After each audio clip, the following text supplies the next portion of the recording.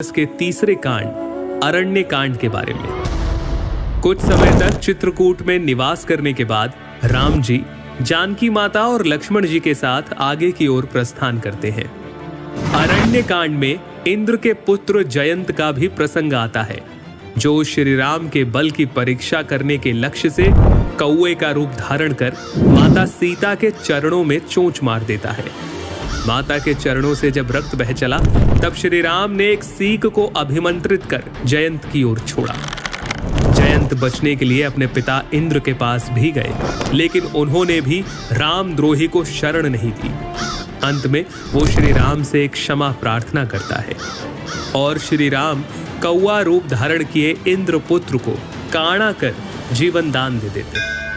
ऋषि अत्रि और ऋषि शरभंग जी से मिलने के बाद जब श्री राम आगे बढ़ते हैं तो उन्हें हड्डियों का ढेर दिखाई देता है। पूछने पर मुनि बताते हैं कि राक्षस दल सब मुनियों को खा जाते हैं। तब राम जी प्रतिज्ञा लेते हैं, मैं प्रतिज्ञा लेता हूँ, मैं पृथ्वी को राक्षस रहित कर दूंगा। दंडक वन में ही श्री राम की भेंट होती है जटायु से, और फिर यहीं राम जी पंचवटी को अपना निवास बनाते हैं, जहां राक्षस राज रावण की बहन शूर्पणखा उनसे प्रणय निवेदन करती है और लक्ष्मण जी उसके कान नाक काट देते हैं। अपने अपमान का बदला लेने के लिए शूर्पणखा पहुंचती है खरदूषण के पास, लेकिन रघुकुल शिरोमणि राम और लक्ष्मण उनका वध कर देते हैं। अब शूर्पणखा जाती है अपने भाई रावण की सभा में। वहीं दूसरी तरफ स्थिति की गंभीरता को समझते हुए और सीता माता की सुरक्षा के लिए श्री राम उन्हें राक्षसों का अंत होने तक अग्नि में निवास करने के लिए कहते हैं। हे प्रिय, मैं अब कुछ मनोहर लीलाएं करूंगा, इसलिए जब तक मैं राक्षसों का वध करूं, तब तक तुम अग्नि में निवास करो। इसके बाद मारीच का स्वर्ण मृग बनकर आना और उसका मारा जाना, ये प्रसंग आता है।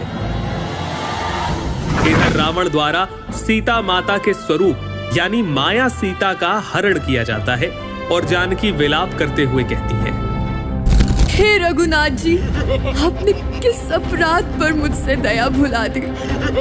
हे लक्ष्मण, तुम्हारा दोष नहीं है, मैंने क्रोध किया और उसका फल पाया। रास्ते में जटायु ने सीता माता को बचाने के लिए रावण से युद्ध किया और रावण ने उसके पंख काटकर उसे अधमरा कर दिया। फिर राम जटायु संवाद और शबरी से श्री राम की भेंट, जहां शबरी उन्हें पंपा सरोवर जाने का सुझाव देती है, और इसी के साथ अरण्य कांड की समाप्ति होती है। रावणारि जसु पावन गावहि सुनहि जे लोग,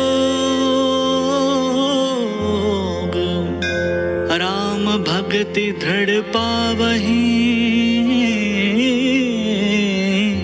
बिनु बैराग जप योग। ये था रामचरितमानस का अरण्य कांड। आगे हम लोग बात करेंगे किष्किंधा कांड की, जहां वीडियो अच्छा लगे तो लाइक और सब्सक्राइब जरूर करना।